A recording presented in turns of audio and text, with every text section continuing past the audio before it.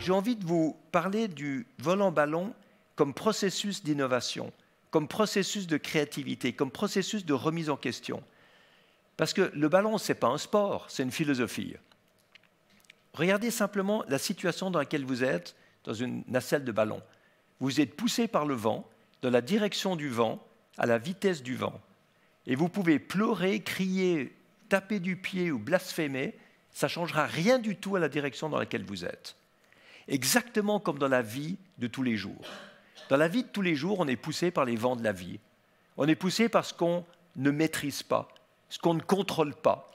On est poussé vers l'inconnu par les décisions politiques, les règles économiques, les crises financières, les pandémies, les guerres, les accidents, les ruptures, les succès, les échecs, c'est-à-dire tout ce qui arrive comme le vent, qui nous prend par surprise et nous pousse vers l'inconnu.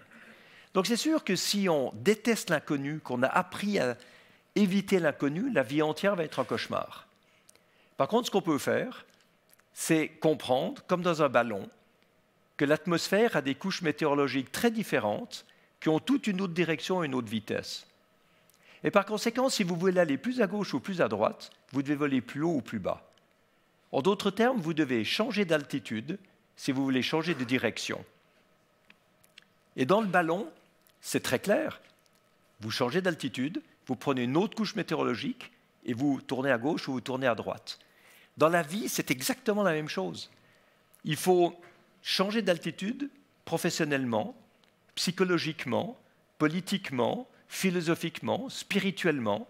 Il faut changer d'altitude dans sa relation à soi-même, dans sa relation aux autres, de manière à capter d'autres influences, d'autres visions du monde, d'autres solutions, d'autres stratégies, d'autres réponses, qui forcément vont réorienter notre trajectoire d'une autre façon.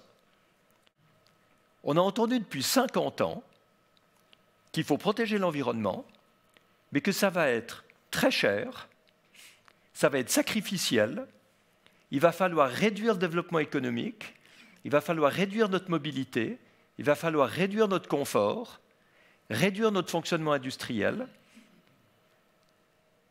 Et je ne dis pas que c'est juste ou que c'est faux, mais ce que je dis, c'est qu'aujourd'hui, la situation est bien pire qu'il y a 50 ans. Ce qui veut dire que la manière d'approcher l'écologie n'a pas fonctionné. On n'a enthousiasmé personne. On n'a créé aucun mouvement d'ampleur qui aurait permis d'avoir aujourd'hui moins de CO2 qu'autrefois, moins de pollution qu'autrefois, moins de gaspillage qu'autrefois, et rien qui aurait permis de protéger la biodiversité. On est aujourd'hui dans une situation bien pire qu'il y a 50 ans, malgré un discours qu'on a entendu pendant 50 ans. Donc si on essaie de changer d'altitude et de lâcher du lest, et de prendre une autre direction, qu'est-ce qu'on pourrait faire? On pourrait se dire, j'aimerais une écologie qui soit créatrice d'emplois, qui soit économiquement rentable, qui soit enthousiasmante, qui soit fédératrice, à laquelle tout le monde aurait envie d'adhérer. Est-ce que c'est possible ou est-ce que ce n'est pas possible? Parce que ça peut être du wishful thinking, hein, ça peut être du vœu pieux. On a envie que ce soit comme ça, mais ça ne peut pas être comme ça. Et c'est vrai que souvent, à différentes altitudes, il faut tester, on change d'altitude, puis ça ne va pas où on veut. Donc on rechange d'altitude encore. Donc il faut tester ce nouveau narratif de l'écologie. Et j'y ai énormément pensé pendant que je survolais les océans avec Solar Impulse. Surtout sur les océans, parce que c'était des vols très très longs. C'était plusieurs jours et plusieurs nuits, seul à bord, avec le soleil comme seule source d'énergie, qui alimentait des moteurs électriques qui tournaient avec des grandes hélices, sans bruit, sans pollution et sans carburant. Et ça me permettait de voler jour et nuit aussi longtemps que je voulais. Et il y a un moment où je me suis dit, c'est irréel. Je suis propulsé dans le futur, c'est un film de science-fiction, je vais me réveiller dans mon lit parce que c'est un rêve. En fait, je ne me suis pas du tout réveillé dans mon lit parce que ce n'était pas un rêve, ce n'était pas le futur du tout, c'était le présent, avec ce que les technologies d'aujourd'hui permettent de faire aujourd'hui. Et quand j'ai pris conscience de ça, c'était comme une révélation. Parce que j'ai compris que si je n'étais pas dans le futur, c'est que c'est le reste du monde qui était dans le passé. Et si on regarde le reste du monde, C'est clair qu'on est dans le passé, mais on ne s'en rend pas compte. On ne s'en rend pas compte parce qu'on est dedans. On n'a pas d'autre référence. On est comme le poisson qui est dans l'eau et qui ne sait pas qu'il est mouillé.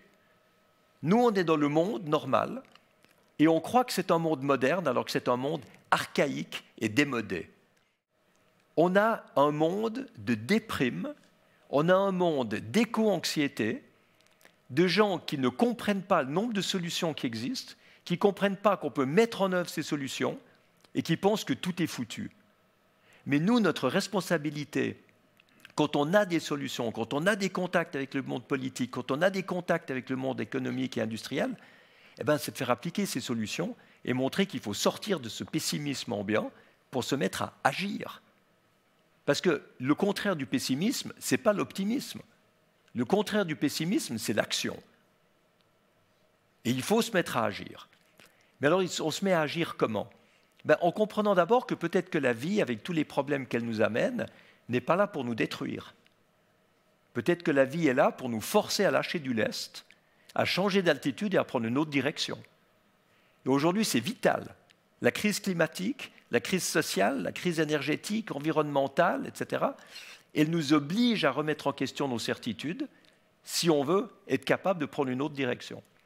Et souvent, si on n'est pas obligé de le faire, on ne le fera pas.